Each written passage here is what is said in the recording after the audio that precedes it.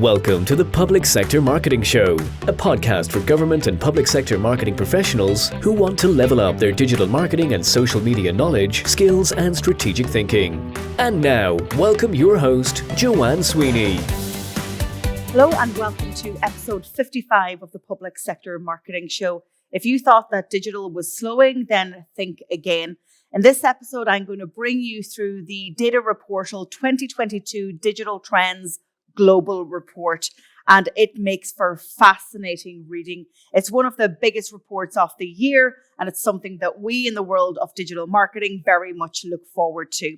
So coming up in the show, the changing face of digital and social media and how it impacts government and public sector communications. I share with you my top 10 trends from the report and how you can act upon them in 2022. And we get some analysis from Andy Lambert, CEO of ContentCal. He's also read the report and he brings us through his biggest takeaways.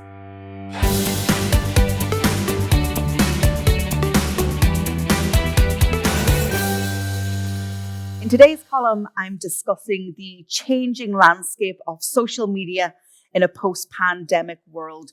It's experienced a massive double-digit growth in the last year at 10% as people flock to social media and increase their time spent on the social networks. Over the past 10 years, social media has experienced a 217% increase. So if you are still having conversations within your government or public sector agency about if we'll dip our toe into social media or is it time to join Facebook, you really must realize that you're not at the social media races. The public have gone far ahead of you and it's now time to catch up.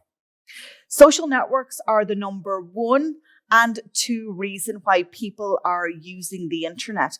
And people are going to social media to be educated, to be informed, to connect with family and friends, to connect with brands, but also with public sector agencies. And so there's a huge expectation that you are there in the moment to deliver on time, every time.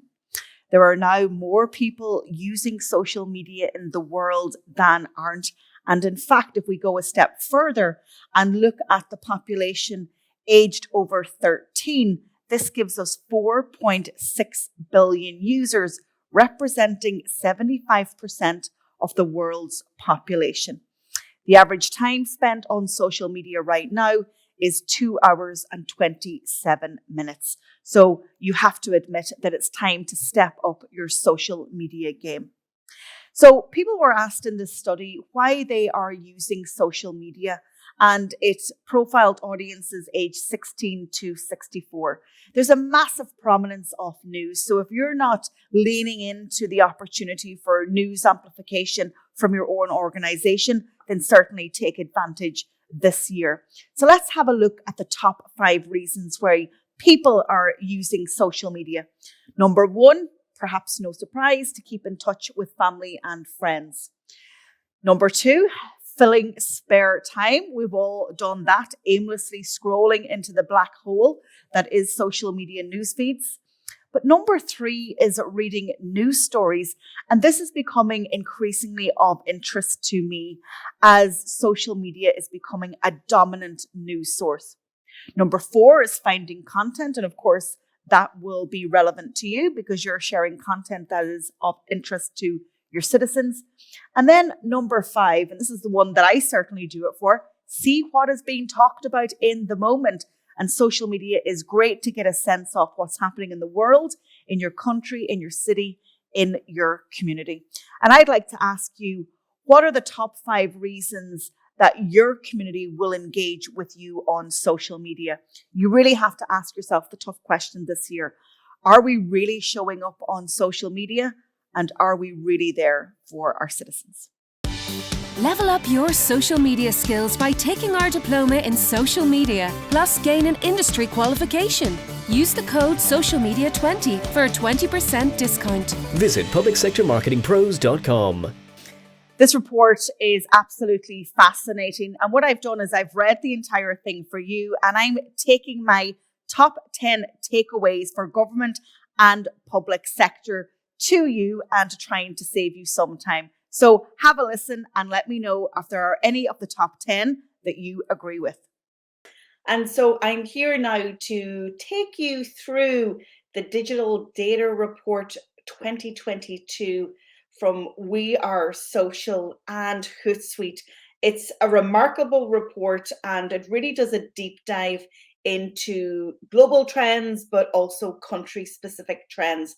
And at the end, I will pinpoint you to where you can get the data for your own jurisdiction. So I'm going to share with you my top 10 takeaways from the report. And you know what I say, don't bring an opinion to a data party. And what I mean by that is it's really important that you lean in to the trends and to the data, and to use it to inform yourself of how you are going to develop your digital communications or your social media strategy for 2022. So let's get straight into it. So the first trend, we've seen double-digit growth in the past year in terms of social media use. Now 54% of the global population is active on social media. That represents 425 million new users in 2021. This is absolutely massive. And it's clear that probably by the end of 2022, we're going to see 60% of the global population active on social media. So it's showing no signs of waning. Yes, behaviors on social media and preferences for social networks is evolving. But for us as social media marketers and those working in the public sector, we need to be acutely aware of where their trends are happening. And let's have a look even at the 10-year landscape. And so we've gone from 1.5 billion users essentially in 2012 to 4.6 billion 10 years later. This is quite remarkable, and it's evidence of a very fast evolving digital landscape, and social media definitely playing a central role when it comes to our use of the internet, when it comes to how we connect with people and also with organizations. So you've got to now be really clear in your own mind and within your own organization that there is a real expectation that government and public sector will be available on social media. And if you're still of the view that social media isn't a priority, then I would suggest that you share this episode with colleagues within your organization. So let's move on to the second trend, and let's have a look at the social media leaderboard. So what are the world's most used social networks right now? Some of you may be surprised to learn that Facebook is still holding tight at the top at 2.9 billion users. And I had a conversation recently with radio professionals in Ireland, and we were studying Facebook for radio, and most of the people in that virtual class either don't have a Facebook account, don't like Facebook, and personally wouldn't recommend it. But when we started to investigate the role of Facebook in news, and we really deep dived into the tactics and the features within Facebook, there was consensus in that virtual room that indeed Facebook was still a powerful platform. And that's where I would direct you guys in government and public sector. It is one of the top sources of news information, hyper local news, so depending on geography and locality, and also getting information relevant to their lives. So if you're not leaning into Facebook for web traffic and to promote what's happening in your organization relevant to the public, you're still missing a trick. YouTube is considered a social network, but as we know, it's also a search engine, and in fact, the world's second largest search engine after Google. And of course, Google owns YouTube. So they're coming in at 2.56 billion users. And interestingly, YouTube users are spending most time on that social network over others. And why?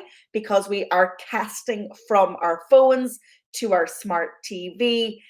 Terrestrial TV on a schedule is actually now not how we consume media. We're actually going to apps like Netflix and YouTube and other streaming sites, and we're finding niche content that we're interested in, and we're either watching it on our phone, our laptop, or streaming it to a smart TV.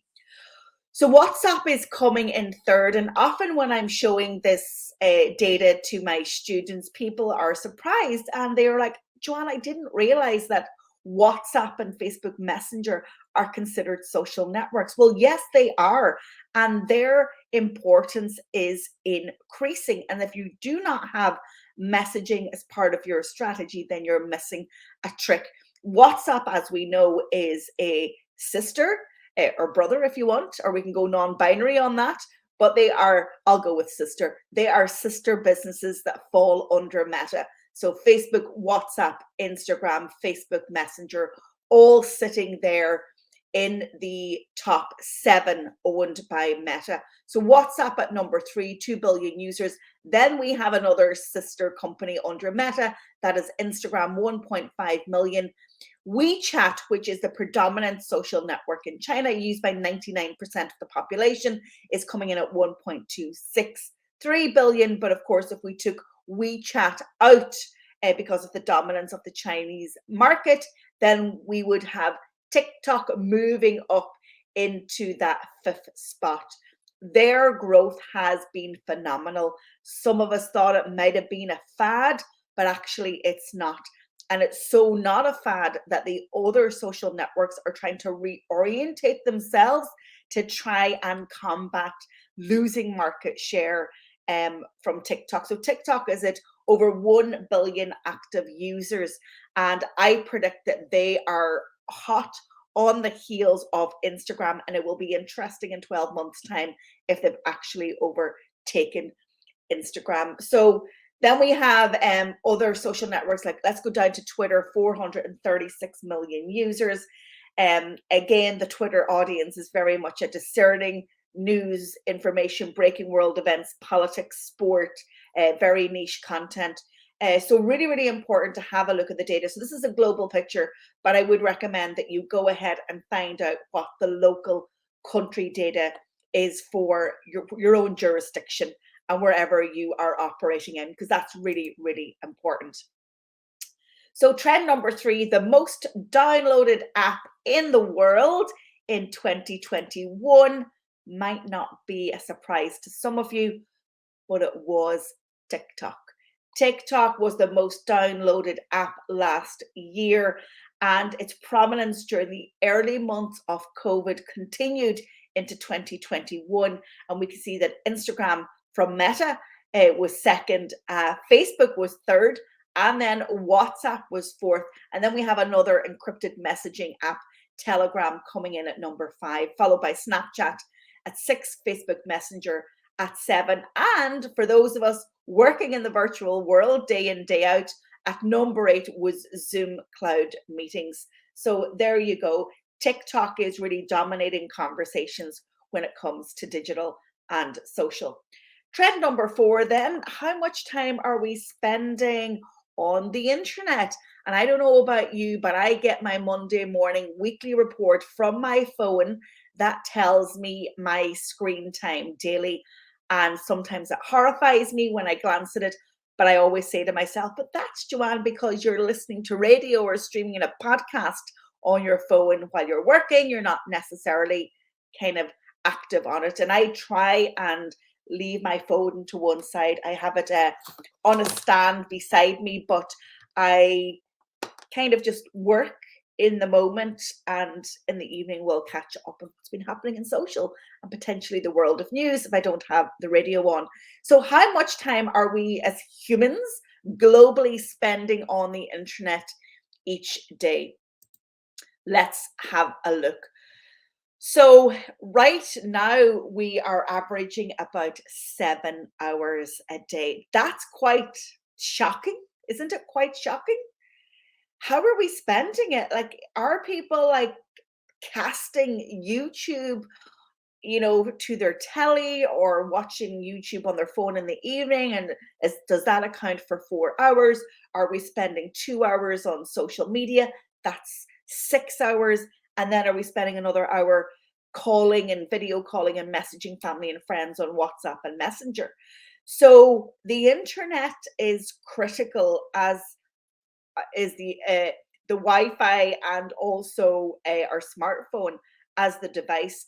But that's quite significant. So from a government and public sector comms point of view, if you want to get the attention of an audience and if you want to build up attention and engagement, then certainly your digital comms is vital here, right? Trend number 6, average time spent on social media daily is rising. So if we're spending 7 hours a day on the internet, how much time are we spending on social media? 2 hours and 27 minutes. And yes, you can go and find out what your own individual behavior and time spent on screen and on social is within the settings function on your smartphone. And again, social media becoming a mainstream place to hang out, to find news and information. And again, I had this conversation with my radio professionals recently, and talking about their role in halting and interrupting fake news, because they are trusted media sources and we need their journalists, their presenters, their producers, and the station to level up their social output when it comes to news in particular. So trend number 7, if we're spending 2 hours and 27 minutes a day on social media, which social network is getting most of our time? So let's find out. And again, this is the global average. Your country specific data is also available. So here we go.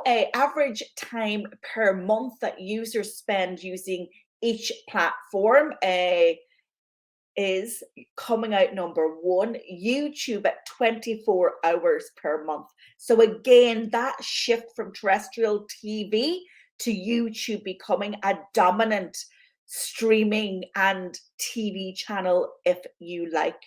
Next up, again, might be a surprise to some, Facebook coming in at 20 hours per month, followed by WhatsApp at 19 hours and Instagram at 11.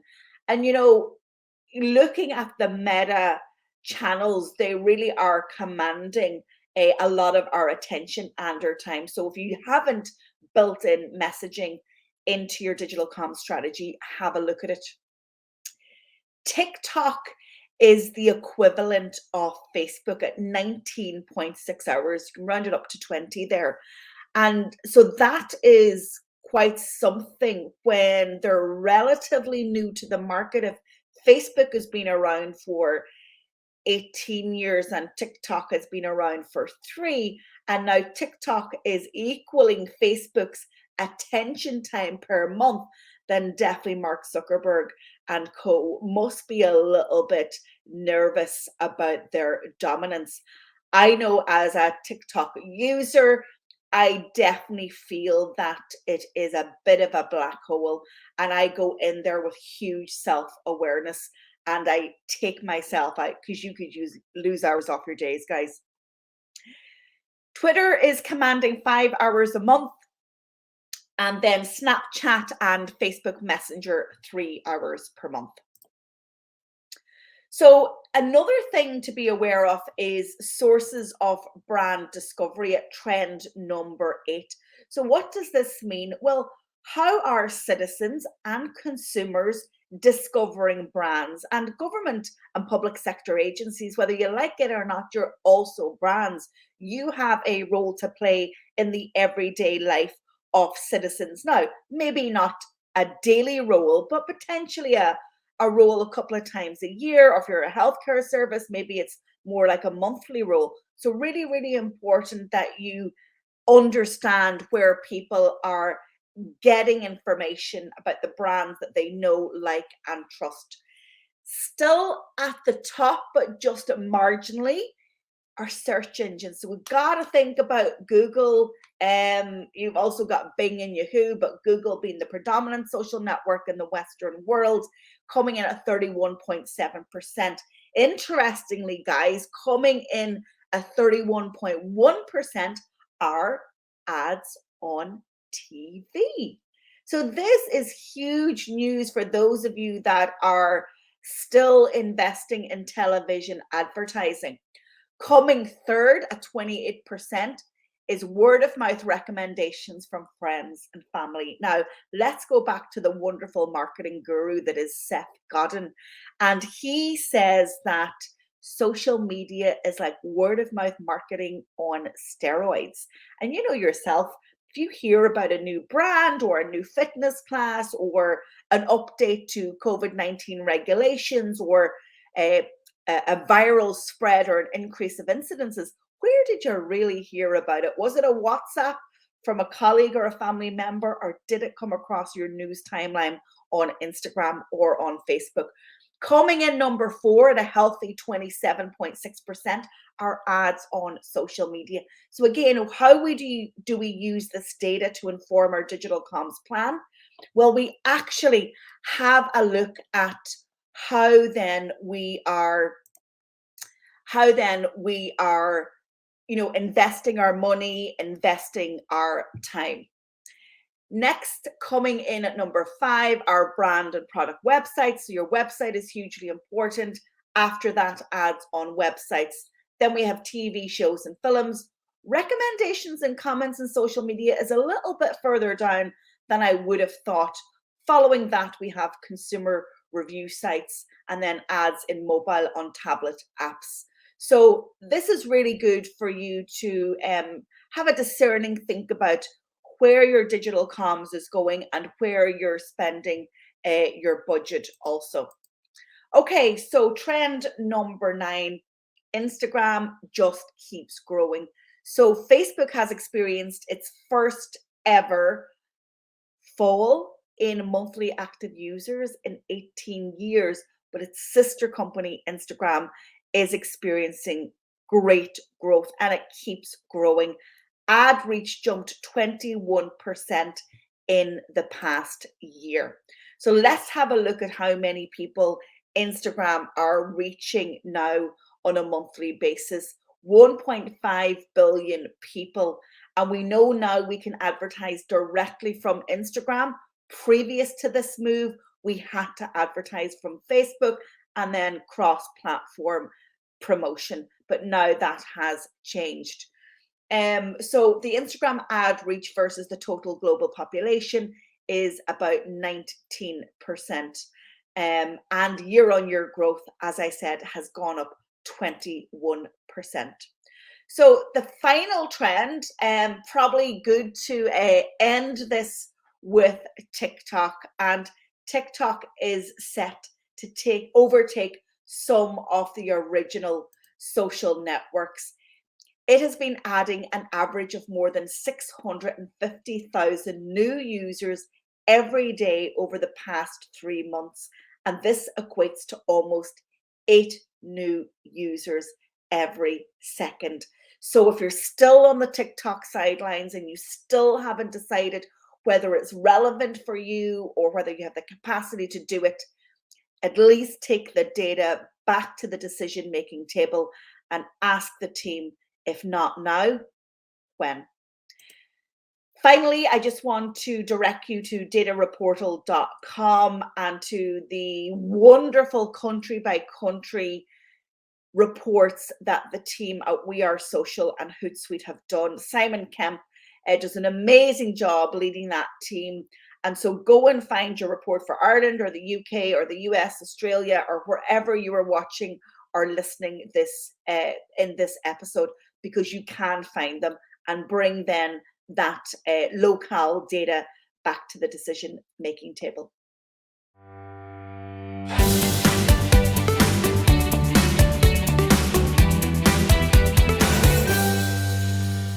So with social media showing no signs of abating, is it time for you to step up your social media skills? If so, why not consider joining our social media bootcamp?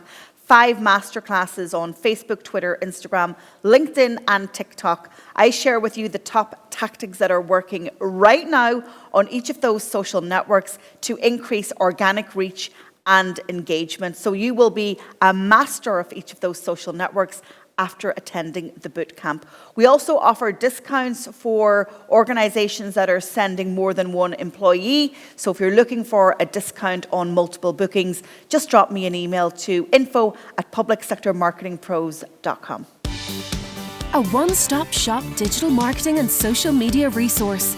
Join our membership academy for 12 months. Access a library of how-to videos, template strategies, and organizational policies. Monthly live coaching. Attend webinars with subject matter experts. Meet and network with public sector pros from across the world. Use the code MEMBERSHIP20 for a 20% discount. Visit publicsectormarketingpros.com. So I've asked Andy Lambert, the CEO of Content Cal, to give me his insights from the 2020 Data Reportal study.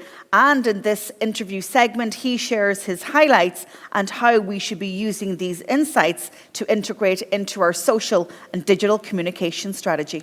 And now to a point, one thing I want to call out in this slide is that the audience that's over 50 now is larger than the audience that's 13 to 19. That is a huge shift. That shows that we've gone mainstream. And of course we have. It's 58% of the world's population and about 80% of the world's internet users now are on social. So realistically, it's never a case of saying, is our audience on social? They absolutely are. It's just a case of what channels and platforms we're going to use and what formats of our content are we going to use to target those individuals. Average number of social platforms used. This is data can be slightly misleading, but it does tell a good underlying story. So here worldwide, as you can see, the average number of social platforms, whether people are active or not, 7.5 is the worldwide average. So what that actually means, though, if we dig beneath the surface, is that if we're thinking about just using one channel to target our ideal customer, we're probably missing the opportunity. And I always obsess over this data, which is possibly, the nerdiest slide and the most complex to understand, but one of the most important. Because when you think about users having multiple social channels, we understand the importance of targeting them across multiple channels. And when you start to look at the audience overlaps, let's assume, people have on average 7 or 8 or 7.5, but you can't have half a social network profile. So let's just say 8 social media profiles. Of course, they're going to be across multiple different networks. Now, across the major networks, under 1% of those users across all of them, so under 1% of those are unique to a platform. So what that means is that if we're focusing on, let's say, LinkedIn, because we haven't called out LinkedIn much so far, only 0.2% of LinkedIn users are unique to that platform. So if we have a mindset to say, all right, well, the content we create is only for LinkedIn and we focus only on LinkedIn because that's where our audience is, that is statistically not true. So here, what we can start to see is what other channels should we potentially bring into our channel strategy, even if we're leading with LinkedIn. There's nothing wrong with majoring on a platform, and I advocate for this. I advocate for majoring on a certain platform. LinkedIn is our jam here at Content Cal, and that's where we spend all the time engaging with the community, because you can't be everywhere. Let's face it, small teams cannot be everywhere. So major on a platform, especially if you've got a small resource constrained team, major on one platform, but then maximize your distribution by publishing content to multiple other platforms. So in the case of LinkedIn, we'd want to be focusing on making sure we're publishing at least to Facebook, Insta, and also, even if you look at TikTok, for example, 50% of LinkedIn users also use TikTok. So typically you might think, oh, TikTok is not for B2B or not for my industry. It's just not strictly true, right? Because yes, it requires us to think more creatively. Yes, the type of content we're going to create is a little bit different, or quite a lot different. If we're looking at the difference between LinkedIn and TikTok in this example, but you get the idea, is that the fact is we shouldn't discount certain platforms from our strategy, because fundamentally, our audience are distributed across multiple platforms. So it's our job to maximize the reach by thinking about all those different channels that we can bring into the mix. Level up your digital skills by taking our diploma in digital marketing, plus gain an industry qualification. Use the code digitalmarketing20 for a 20% discount. Visit publicsectormarketingpros.com. Thank you so much for tuning in to this episode. Just a reminder that we now have 4 free webinars available on our website. The last one was content marketing planning, and we have some more planned. So go ahead and check it out and sign up at publicsectormarketingpros.com/webinars.